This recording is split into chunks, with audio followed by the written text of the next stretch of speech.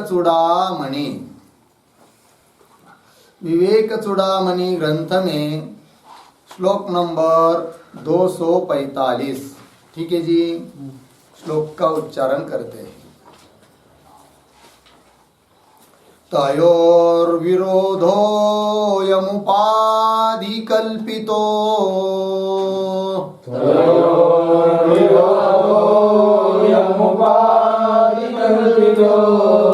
न वास्तवः कश्चिदुपाधिरेषः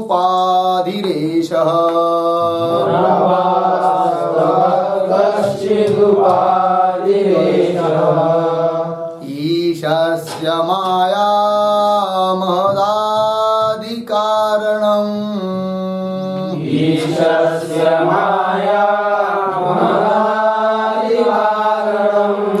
जीवस्य कार्यं शृणु पंचकोशम्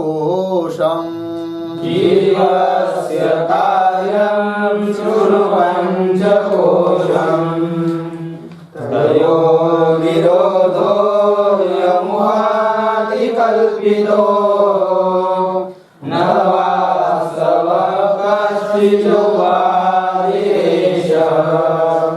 ईशस्य माया महदादिकारणम्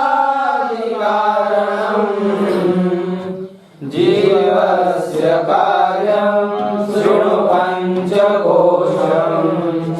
तयोः विरोधः अयम् उपाधिकल्पितः न वास्तवः कश्चित् उपाधिः एषः।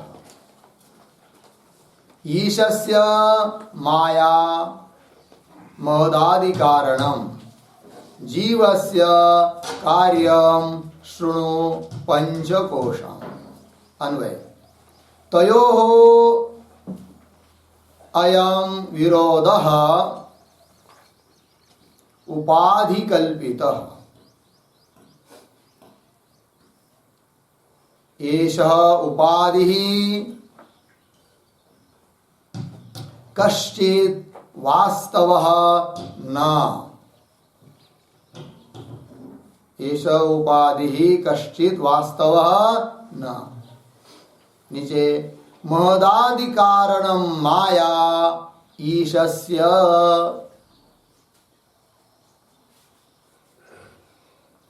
नीचे कार्यं पंचकोशं जीवस्य शृणु।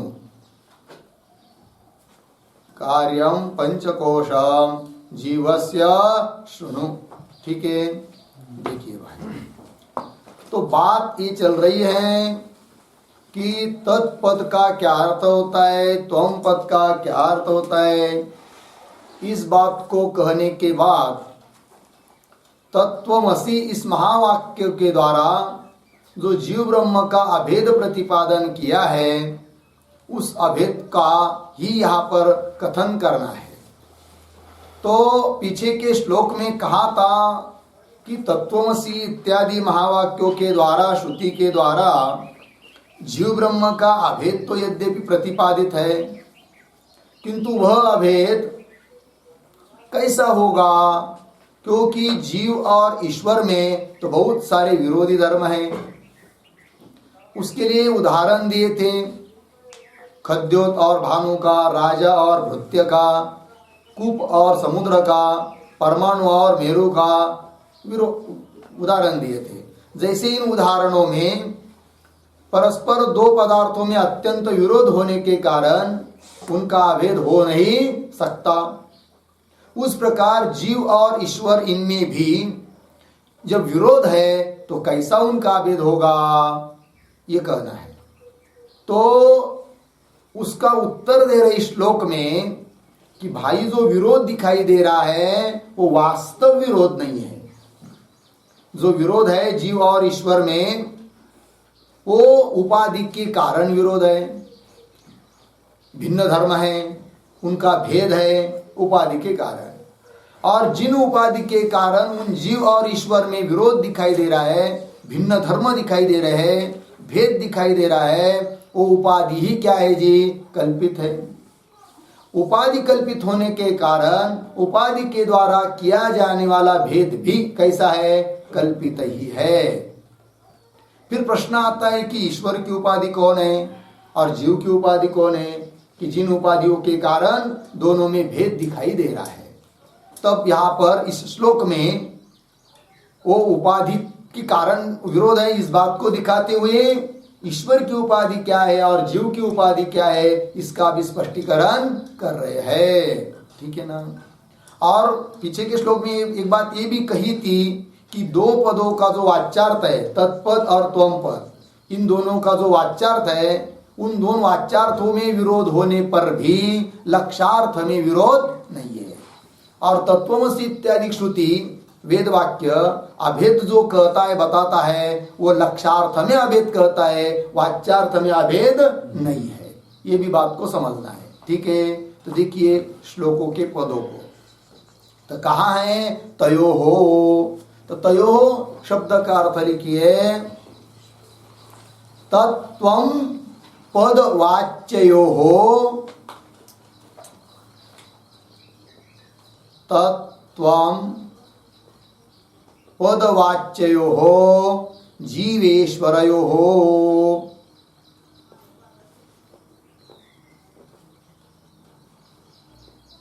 जीवेश्वरयो।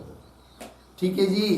देखिए भाई, तत् और त्वम ये दो पद है, उनका वाच्यार्थ जो जीव और ईश्वर, तत्पद का वाच्यार्थ होता है ईश्वर और त्वम पद का वाच्यार्थ होता है जीव।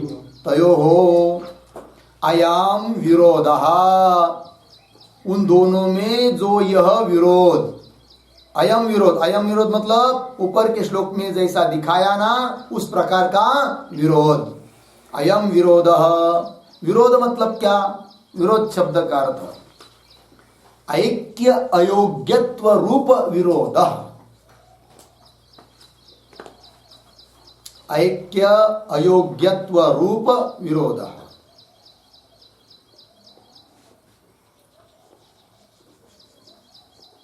दोनों का ऐक्य होने में अयोग्यता, क्योंकि ऐक्य दोनों का ऐक्य एकता तब नहीं होती है जब दोनों में क्या रहते जी?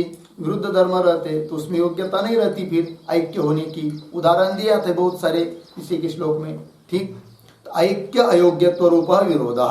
कैसा ये विरोध? करे उपाधि कल्पित। क्या लिया है? लिखा है उपाधि कल्पित, मतलब उपाधिना कल्पित, उपाधि कल्पित, उपाधि के द्वारा कल्पित है। ठीक है जी। चलिए फिर आगे बोलेंगे ठीक है, उपाधि के द्वारा ही क्यों न हो, किंतु भेद है, विरोध तो है ना, उपाधि के द्वारा ही क्यों न हो, विरोध तो है ही है। तो उसका उत्तर दे रहे भाई, ठीक है उपाधि के द्वारा विरोध है, किंतु जिस उपाधि के कारण यह विरोध है वह उपाधि कोई वास्तव पदार्थ थोड़ी है। यदि उपाधि वास्तव रहती, सत्य रहती, तो उस उपाधि के द्वारा किया हुआ विरोध, किया हुआ भेद उसको भी मानना पड़ता। क्या? सत्य। सत्य मतलब उसका फिर कभी बाद नहीं हो पाता।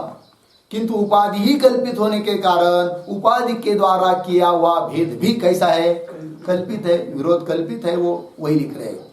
एषः उपाधि ही कश्चित वास्तव न, ये जो उपाधि है लेकिन कोई वास्तव पदार्थ नहीं है। वास्तव, वास्तव मतलब क्या? देखिए, न स्वाभाविक कश्चित,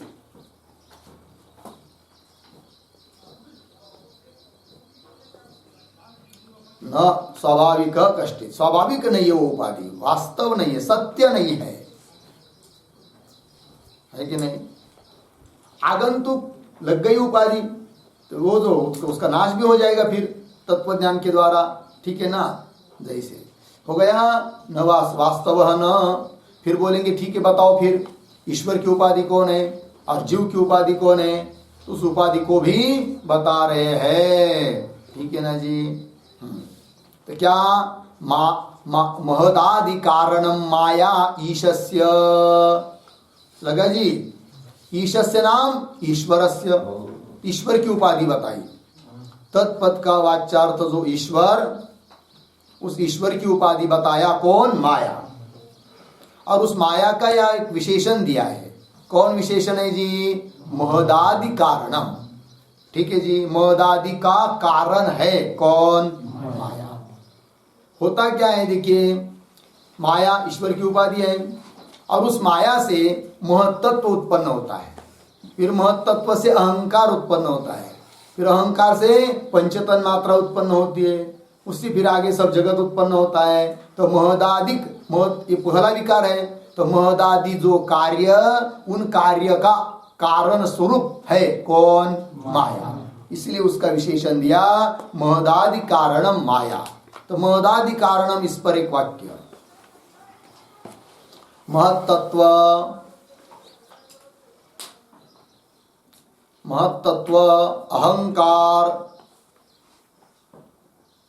अहंकार पंचतन्मात्रादि, पंचतन्मात्रादि सकल जगत कारणम,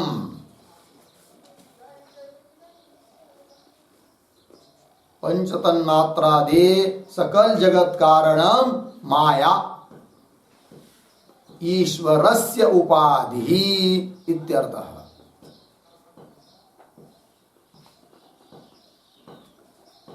ईश्वरस्य उपाधि इत्यर्थः। हो गया जी। महत्त्व, अहंकार, पंचतन्मात्रा। पंचतन्मात्रा मतलब आकाश, वायु, अग्नि, जल, पृथ्वी, ये जो भूत पांच दिखाई दे रहे हम लोगों को, इनका मूल रूप, सूक्ष्म रूप, अपंचीकृत अवस्था, उसको कहते पंचतन मात्रा। ठीक है जी। तो वही पंचतन मात्रादि सकल जगत कारणम माया, ये क्या है? ईश्वर की उपाधि है, हुआ ना। और जीव की उपाधि क्या है फिर? तब आगे कह रहे इसी श्लोक में अंतिम वाक्य में क्या? कार्यम पंचकोशम जीवस्य शृणु। कार्य ऐसे जो कौन? पांच कोश है कि नहीं? अन्नमय कोश, प्राणमय, मनोमय, विज्ञानमय, आनंदमय, ये जो पांच कोश है ना, ये तो कार्य है, उत्पन्न हुए है कि नहीं? तो पांच कोश जो है कार्य स्वरूप, पांच कोश यही जीव की क्या है जी? उपाधि है। ये बात कह दिया। उसके अंतर्गत फिर बुद्धि आया कि अविष्टि ज्ञान ले सकते हैं कि पांच कोश पूरे ही उपाधि है, जीव की उपाधि है। ठीक है ना जी। तो इस पर भी एक वाक्य लिखेंगे, जीवस्य, जीवस्य बराबर त्वं पदार्थस्य, त्वं पदार्थस्य कार्यम उपाधि, कार्यम उपाधि पूर्ण विराम।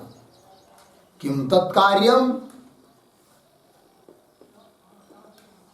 इति चेत पंचकोशाः इति, पंचकोश ही कार्य है, पंचकोशा इति। ठीक है।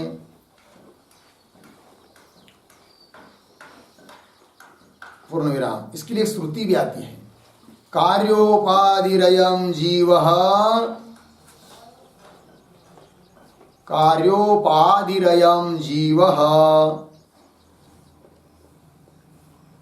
कारणोपाधिरीश्वरः इति श्रुतेः। कारणोपाधिरीश्वरः।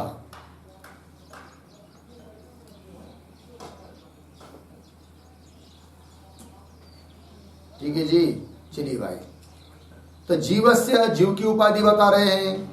तो त्वम पद, जीव मतलब कौन? त्वम पदस्य, त्वम पद का जो अर्थ है वही जीव, उसकी कार्य यही उपाधि है। फिर प्रश्न आता है कौन वो कार्य है? किम तत्कार्यम? तो बता दिया पंचकोश यही क्या है जी? कार्य। अर्थात क्या हुआ? अर्थात जीव की उपाधि कार्य और ईश्वर की उपाधि कारण। श्रुति भी बताई, कार्योपाधि अयम जीव, कार्य उपाधि जिसकी वो कौन हुआ? जीव। और कारणोपाधि ईश्वर, कारण है उपाधि जिसकी वो हुआ ईश्वर। हुआ कि नहीं? चलिए तो देखिए क्या हुआ इस श्लोक के द्वारा, क्या कथन हुआ कि उन जीव ईश्वर में जो विरोध दिखाई दे रहा है वो उपाधि के द्वारा कल्पित है, और वो उपाधि कोई वास्तविक चीज नहीं है। फिर ईश्वर की उपाधि बताया माया, जो कि मद आदि के लिए कारण है, और जीव की उपाधि है क्या जी? पंच कोश, जो कि कार्य है। हो गया। अब उपाधि के कारण कैसा विरोध होता है दो पदार्थों में, केवल उपाधि को लेकर। उपाधि को हटा देंगे तो कोई विरोध नहीं है, उपाधि के कारण ही क्या दिखाई देता है जी? विरोध। इस बात को समझाने के लिए श्लोक आ रहा है आगे वाला, श्लोक को पढ़ते हैं। एता उपाधि परजीवयोस्ततोतयोः, एता उपाधि परजीवयोस्तयोः, सम्यक् निरासेन परो न जीवः, सम्यक् निरासेन परो न जीवः, राज्यं नरेन्द्रस्य भटस्य खेटक, राज्यं नरेन्द्रस्य भटस्य खेटक, तयोरपोहेन भटो न राजा, तयोरपोहेन भटो न राजा, एता उपाधि परजीवयोस्तयोः, सम्यक् निरासेन परो न जीवः, राज्यं नरेन्द्रस्य भटस्य खेटक, तयोरपोहेन भटो न राजा। एतौ उपाधि परजीवयोः तयोः सम्यक् निरासे न परः न जीवः, राज्यं नरेन्द्रस्य भटस्य खेटकः, तयोः अपोहे न भटः न राजा। अन्वय। एतौ परजीवयोः उपाधि, एतौ परजीवयोः उपाधि हुआ ना, तयोः सम्यक् निरासे, तयोः सम्यक् निरासे परः न जीवः न। नीचे नरेन्द्रस्य राज्यं भटस्य खेटकः, तयोः अपोहे राजा न भटः न। ठीक है, देखिए भाई अर्थ। तो एतौ परजीवयोः उपाधि, एतौ, ये तो मतलब ये दोनों, कौन दोनों? पीछे के श्लोक में बताइए, जीव और ईश्वर। एतौ परजीवयो उपाधि, एतौ उपाधि का विशेषण है, एतौ उपाधि है कि नहीं? किसकी? परजीवयो है कि नहीं? परजीव की उपाधि कौन? लेकिन एतौ, एतौ मतलब पीछे श्लोक में बताई हुई उपाधि कौन? माया पंचकोश, ये उपाधि है कि नहीं? एतौ शब्द से कौन आएगा? माया और पंचकोश, ये दो उपाधि द्विवचन है। एतौ माया और पंचकोश। परजीवयोः उपाधि, पर मतलब ईश्वर और जीव, जीव जीव ही है। ईश्वर और जीव की ये दोनों उपाधि है, लगा है जी। और उपाधि के कारण बताया है क्या जी? विरोध दोनों में, क्योंकि विरुद्ध धर्म है। सर्वज्ञत्व, अल्पज्ञत्व, व्यापकत्व, परिच्छिन्नत्व, एकत्व, अनेकत्व है कि नहीं? ईश्वर में क्या है जी? सर्वज्ञत्व है, एकत्व है, व्यापकत्व है, और जीव में अल्पज्ञत्व है, परिचिन्नत्व है, नानात्व है। इस प्रकार के दोनों में क्या है जी? विरोध है। अब ऐसा विरोध क्यों आता है, दोनों में क्यों है?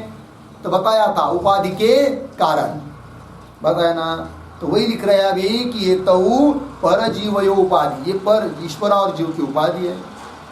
अब जिन उपाधि के कारण दोनों में विरोध आ रहा है, दोनों में भेद दिखाई दे रहा है, अब उस उपाधि को हटा देंगे तो कोई विरोध नहीं है। वही लिख रहे तयोः सम्यक निरासे, है कि नहीं? तयोः उपाध्यो उपाधि द्वय, है कि नहीं? उन दो उपाधियों का सम्यक निरासे, अच्छी तरह से निराश कर देंगे, हटा देंगे तो क्या? फिर परहा न जीव, न ईश्वर भाव है न जीव भाव है, केवल अखंड एक रस चैतन्य ही है। ठीक है ना जी? ये कह रहे हैं सम्यक निराश। उदाहरण देकर समझा रहे हैं आगे के वाक्य में। तो उदाहरण को पहले पढ़ लेते हैं। क्या उदाहरण दिया है? नरेंद्रस्य राज्यम भटस्य खेटक। हो गया नरेंद्रस्य। नरेंद्र किसको कहते हैं? राजा। नरेंद्र शब्द का अर्थ क्या होता है जी? राजा। राजा हो और योगायोग उसका नाव भी नरेंद्र हो,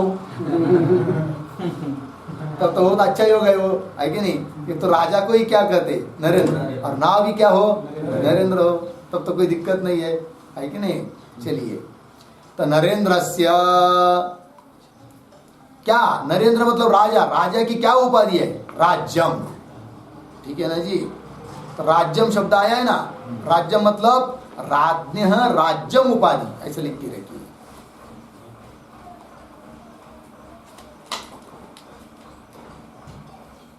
राज्ञ राज्यम उपाधि।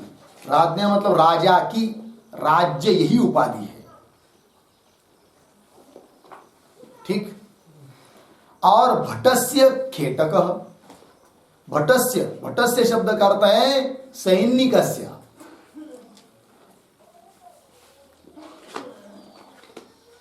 खेटक उपाधि है, सैनिक की उपाधि है खेटक। खेटक मतलब क्या? खेटक बराबर आयुध विशेष। आयुध विशेष कौंस में लिखिए ढाल। हो गया। अब देखिए भाई, दृष्टांत दे रहे हैं।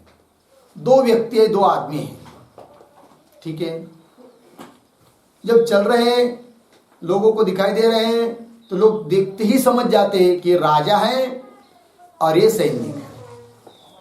बोलेंगे कैसे? दोनों ही आदमी है। तो ऐसा क्यों लोग समझते कि राजा है और ये आदमी है? बस कुछ नहीं, आदमी आदमी तो है, दोनों आदमी है, किंतु एक की उपाधि अलग है, एक की उपाधि के कारण उसमें अलग व्यवहार हो रहा है, भेद का व्यवहार हो रहा है। तो राजा की उपाधि क्या है जी? राज्य। और सैनिक की उपाधि क्या है? ढाल है। अब समझ लीजिए, दोनों घूमने के लिए कहीं चले जा रहे हैं, दोनों ही, और क्या कर दिया उन्होंने? अपरिचित जगह घूमने गए और अपना राज वैभव सब निकाल के रखा, सामान्य कपड़ा विपड़ा पहन लिया, और उसने भी, सैनिक ने भी क्या कर दिया? जो सैनिक का आयुध होता है, ढाल तलवार, उसको भी छोड़ दिया, दोनों चले गए। अब कोई दोनों में भेद है क्या? कोई कहेगा कि राजा है और ये सैनिक है करके? कोई नहीं कहेगा। फिर क्यों कर रहे थे? उपाधि के कारण। तो उपाधि के कारण विरोध है, उपाधि के कारण भेद है। राजा राजा है, सैनिक सैनिक है। हुआ कि नहीं? ये उदाहरण दिया। अब इन दोनों की जो उपाधि है ना, उसमें और एक सूक्ष्मता है। क्या सूक्ष्मता है जी? देख वाक्य, नरेंद्रस्य उपाधि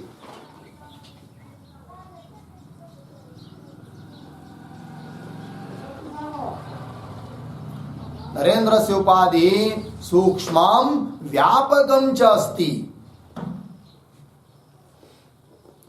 सूक्ष्मं व्यापकः च अस्ति। पूर्ण विराम।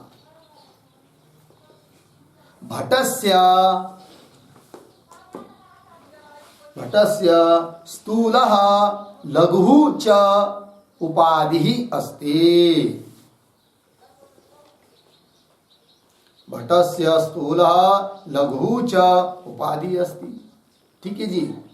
देखिए भाई, राजा की उपाधि सूक्ष्म है और व्यापक है, इसलिए उसमें सामर्थ्य भी अधिक है। फिर है कि नहीं, राजा राजा है, कुछ भी कर सकता है। और भट्ट जो सैनिक है उसकी उपाधि कैसी है जी? स्थूल है, ढाल तलवार दिखाई देती है। और पुनः कैसी उसकी उपाधि? लघु है, कम सामर्थ्य है उसका। समझ में आया कि नहीं? इसीलिए दोनों में क्या दिखाई दे रहा है? भेद, दोनों का विरोध। लग गया ना? अब देखिए आगे का वाक्य क्या लिख रहे हैं श्लोक में? खेटक हुआ ना, तयो हो अपोहे। अपोहे शब्द का अर्थ लिखिए अभावे।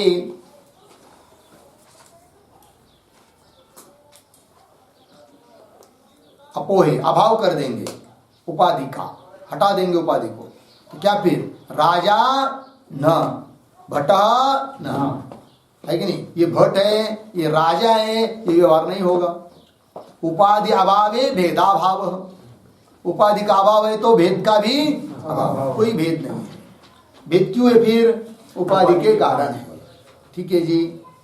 हमेशा उदाहरण दिया जाता है घटाकाश और मठाकाश। आकाश तो आकाश है, आकाश में कोई भेद नहीं है, किंतु मठ उपाधि लग गई तो नाम आ गया क्या? मठाकाश। और घट उपाधि लग गई तो उस आकाश को नाम पड़ गया घटाकाश। अब जैसे भी बुलाया, मठ तोड़ दिया, इधर घट भी तोड़ दिया। अब कौन से आकाश को कहेंगे मठाकाश और कौन से आकाश को कहेंगे घटाकाश? ये कोई नहीं है। उपाधि कल्पित नाम है, उपाधि कल्पित व्यवहार है। हो गया कि नहीं? उसी प्रकार ये तो दृष्टांत हुए। उसी प्रकार सिद्धांत क्या बताया शुरू में? एतऊ परजीवयो उपाधि तयो सम्यक निरासे, ये कहा है। उन जीव और ईश्वर की जो उपाधि है, माया ईश्वर की उपाधि, और पंचकोश किंवा बुद्धि आदि ये किसकी उपाधि है? जीव की उपाधि। उनका निराश करेंगे। तो उनका निराश करना मतलब क्या भाई? तो सम्यक निराशे, इसका अर्थ लिखिए।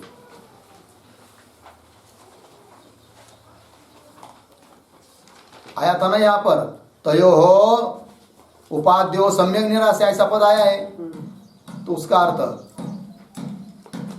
ज्ञानेन मिथ्यात्व निश्चये सति।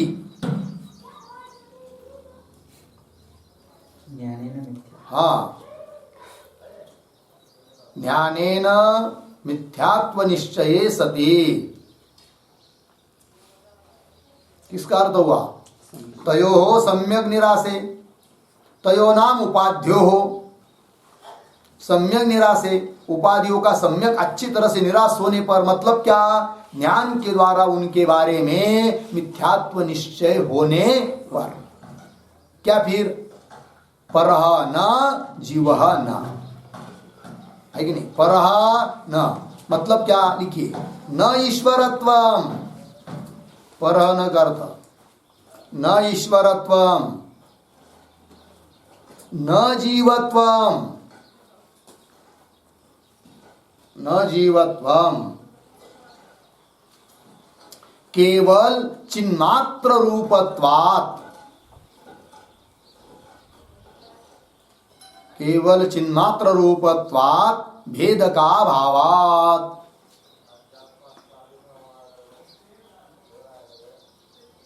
भेद का भावात्। हो गया जी। देखिए भाई, न पर न जीव मतलब न ईश्वरत्व रहेगा न जीवत्व। फिर दोनों उपाधि हट गई ना, तो जीव भाव भी नहीं रहेगा, ईश्वर भाव भी नहीं रहेगा।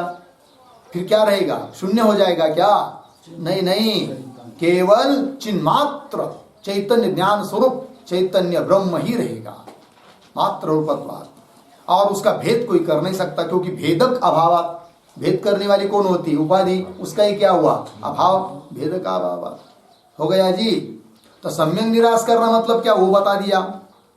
और ये उपाधि कल्पित होती है कि नहीं? इसके लिए बहुत सारी श्रुतियां भी आती हैं, और उसके आधार पर निश्चय होता है कि इन सभी उपाधियों का क्या करना है जी? निराश। भेद का निषेध किया है श्रुतियों ने। श्रुति कहती है नेह नानास्ति किंचन, ठीक है ना जी। बृहदारण्य 4:4-19 नेह नानास्ति किंचन, यह किंचन नाना नस्ति। नाना मतलब भेद, अनेक, या कुछ भी अनेकत्व नहीं है, केवल एकमात्र चैतन्य घन है। हो गया जी। निय नानास्ति किंचन। और श्रुति असंगो ह्ययं पुरुषः असंगो हि अयं पुरुषः। बृहदारण्य 4:3-15 असंगो हि अयं पुरुषः, मतलब अर्थ क्या हुआ? अयम पुरुषः असंग, ये चैतन्य रूप पुरुष कैसा है? असंग है, निर्लेप है। और श्रुति असंगो न ही सज्जते, असंगो न ही सज्जते। बृहदारण्य 3:9-26 3:9-26 असंग है आत्मा, बिल्कुल उसका संग किसी के साथ हो नहीं सकता है, पुष्कर पलाशवत है।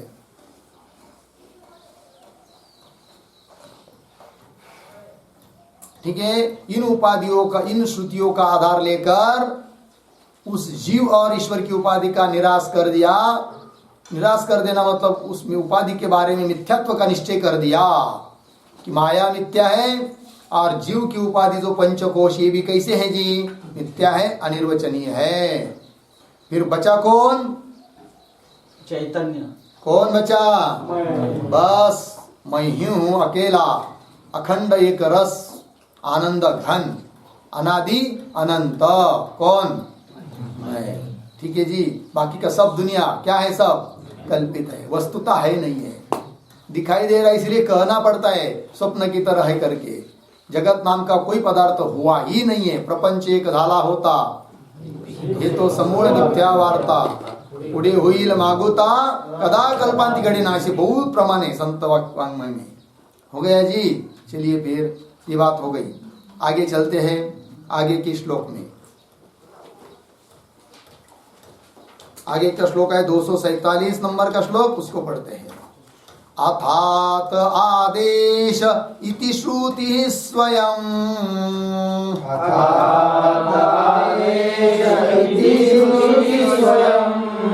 निषेधते ब्रह्मणि कल्पितं द्वयम्,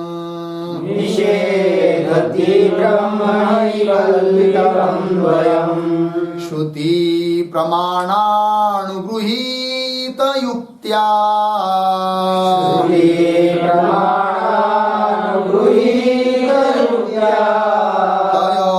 तयोर्निरासः करणीय एव।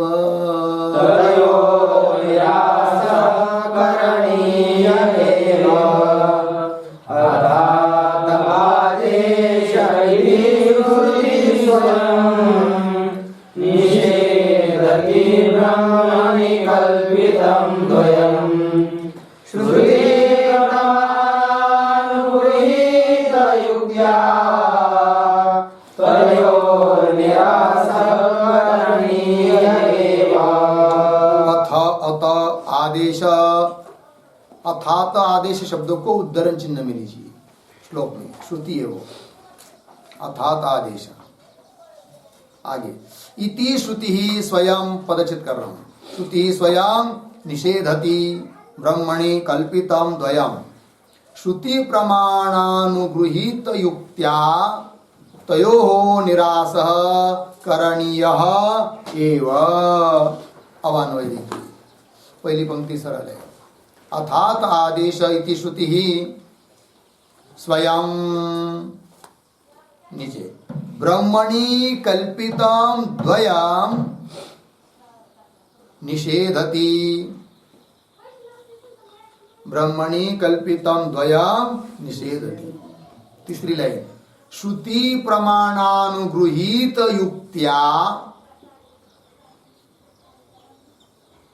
सरले तयोः निरासः करणीयः एव। हो गया।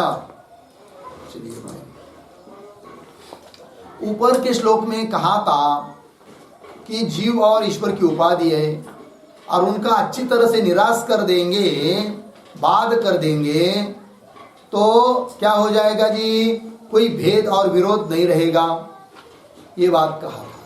लेकिन प्रश्न उपस्थित होता है कि वो जीव की उपाधि जो पंचकोश और ईश्वर की उपाधि जो माया, उन उपाधियों का निराश कैसा करे, बात कैसा करे, मिथ्यात्व निश्चय कैसा करे, प्रश्न आता है।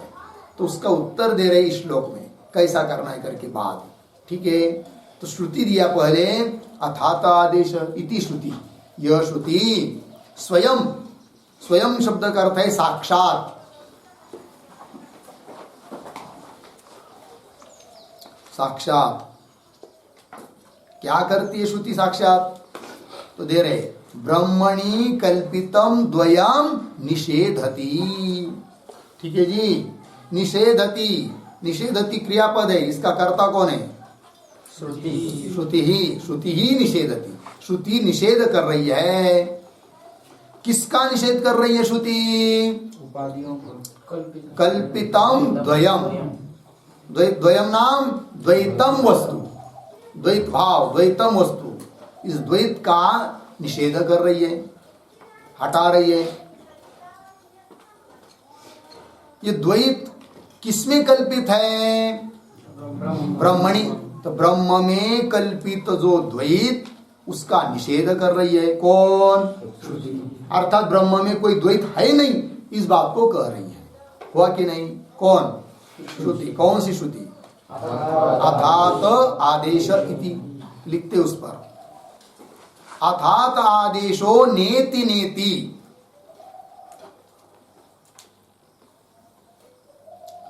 अथात आदेशो नेति नेति, श्रुति है उद्धरण चिन्ह में। कहा की श्रुति है, बृहदारण्यक उपनिषद 2-3-6 और 3-9-26 दो जगह आया है बृहदारण्यक में। 2-3-6 एक हुआ और 3-9-26। ठीक है, चलिए आगे लिखते, इति श्रुति ही पूर्ण विराम, श्रुतौ इति शब्दस्य इदम अर्थः, श्रुतौ इति शब्दस्य इदम अर्थः, इदम इत्यर्थः पूर्ण विराम। वीप्सा, वीप्सा सकल दृश्य वर्ग निषेधार्थ, वीप्सा सकल दृश्य वर्ग निषेधार्था, हो गया पूर्ण विराम।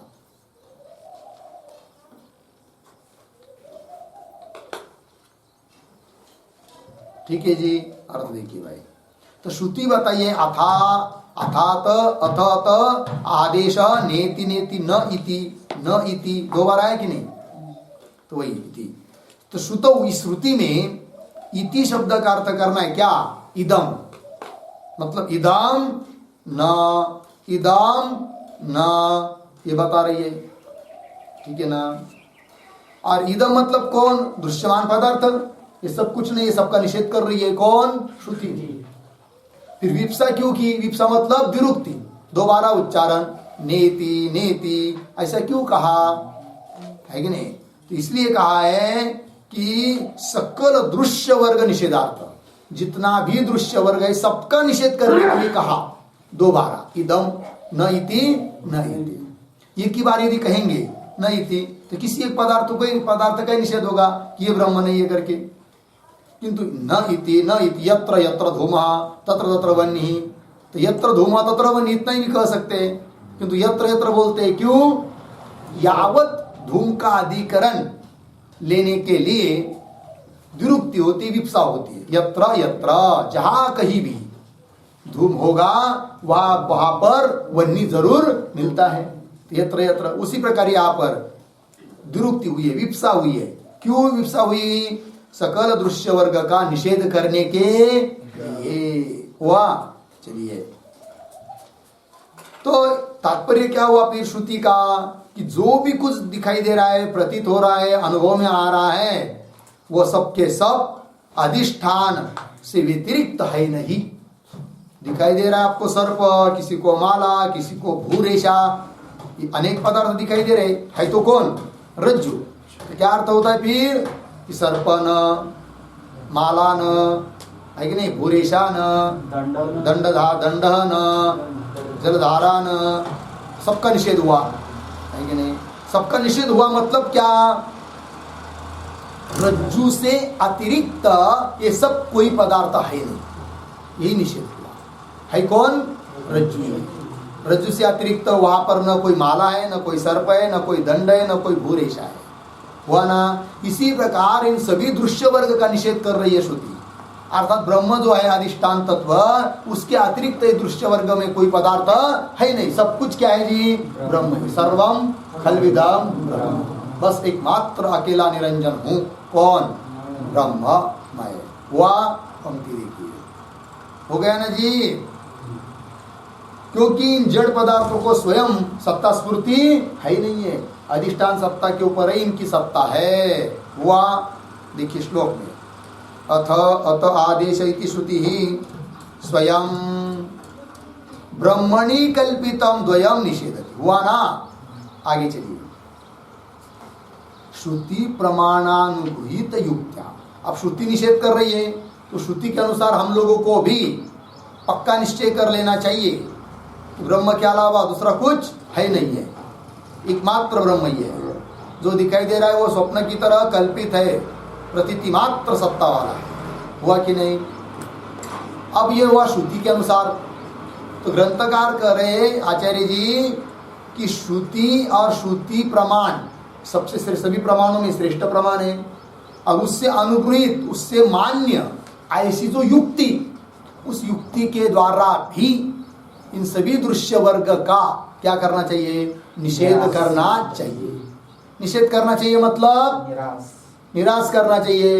इन दृश्य वर्ग का, माया और माया के कार्य का निराश करना चाहिए, निषेध करना चाहिए। निराश करना चाहिए मतलब क्या? मिथ्यात्व। उसको उठा कर कहीं फेंकना है? नहीं, ऐसा कर भी नहीं सकते। ये निराश नहीं है, ये निषेध नहीं है। दिखते हुए भी उसके बारे में क्या? मिथ्यात्व का निश्चय। दिखाई दे रहा है, किंतु दिखाई दे रहा है तो भी क्या जी? ये मिथ्या है, ये मिथ्या है। बस अब कल से 2-3 दिन पाठ बंद रखेंगे, 24 घंटे यही ध्यान में रखेंगे क्या जी? बस चलते फिरते, खाते पीटते, घूमते फिरते क्या ये जगत? और इसका अधिष्ठान गुण चैतन्य घन तत्व मैं, अहम ब्रह्मास्मि सर्वम खल्विदम ब्रह्म, मेरे अलावा और कुछ है नहीं। जो दिखाई दे रहा है हाँ मिथ्या, मिथ्या मिथ्या, अनिर्वचनीय कुछ नहीं, बस अकेला नहीं। इसके लिए क्या होना है? ऐसा निश्चय करना है, चिंतन करना है। समझ में आया कि नहीं? तभी क्या होगा? अहम ब्रह्मास्मि, इस दृढ़ बोध पर क्या हो जाएंगे? आरूढ़। चलिए, क्या बसता है? क्यों बजा रहे हैं? तो चलिए, श्रुति प्रमाण अनुगृहीत युक्त्या, युक्ति से भी क्या करना है? तयो हो निराश करणीय एव। लग गया जी? कैसे? श्रुति प्रमाण अनुगृहीत युक्त्या। लिखते एक वाक्य,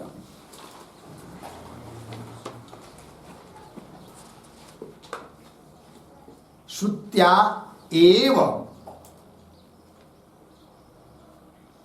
श्रुत्या एव साक्षात् निषिध्यमानत्वात्, निषिध्यमानत्वात् सकल प्रमाण मूर्धन्य, सकल प्रमाण मूर्धन्य श्रुति अनुगृहीत युक्त्या, श्रुति अनुगृहीत युक्त्या वा सकल प्रमाण मूर्धन्य श्रुति अनुगृहीत युक्त्या। अर्थ देखिए, अब ऊपर श्रुति ने ही साक्षात दृश्य वर्ग का जगत का क्या कर दिया, निषेध कर दिया। तो श्रुत्या एवं साक्षात निषिध्यमानत्व, साक्षात श्रुति ही क्या कर रही है, इस प्रपंच का निषेध कर रही है। और निषेध करती इसलिए सकल प्रमाण मूर्धन्य, सभी प्रमाणों में मूर्धन्य श्रेष्ठ ऐसी कौन, श्रुति। उस श्रुति से अनुगृहित जो युक्ति है, उस युक्ति के द्वारा भी क्या करना है जी, इन सभी दृश्य वर्ग का, प्रपंच का, जगत का क्या करना है, निषेध करना है। हुआ ना, देखिए भाई, श्रुति प्रमाणानुगृहित युक्त्या तयोः निरासः, क्या पद आया है, तयोः निरासः। तो ये का अर्थ ये हुआ, सभी प्रमाणों में श्रेष्ठ प्रमाण जो श्रुति, वो श्रुति ही साक्षात निषेध कर रही है जगत का। इसीलिए उस श्रुति से अनुगृहित, श्रुति को सम्मत कि श्रुति के अनुसार युक्ति के द्वारा भी इस प्रपंच का क्या करना है, निषेध। एक बात हो गई। क्यों? श्रुति सम्मत जो प्रमाण है, श्रुति तो ही है, तो श्रुति को मान्य ऐसे जो अन्य प्रमाण, उनका भी सहारा लेकर और युक्ति के द्वारा इस प्रपंच का क्या करना है, निषेध करना है, निराश करना है। ठीक है, तो वही लिखा, श्रुति प्रमाणानुगृहीत युक्त्या तयोः निरासः करणीय एव। तयोः लिखिए, तयोः का अर्थ माया कोश पंचक रूप उपाध्योः, माया कोश पंचक, माया कोश पंचक रूप उपाध्यो, माया कोश पंचक रूपोपाध्यो, रूप उपाध्यो हुआ कि नहीं। माया और पांच कोश यही है उपाधि, इन दो उपाधियों का तयोः निरास करणीय। निरास बाद, निरास का अर्थ लिखिए बाद, बराबर मिथ्यात्व निश्चय।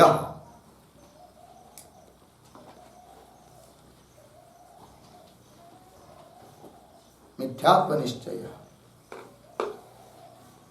हो गया जी। निराश शब्द का अर्थ क्या हुआ, बाद। बाद मतलब करणीय एव, क्या लिखा है उसका भी लिखिए, करणीय। वक्ष्यमाण रीत्या निरास करणीय इत्यर्थः।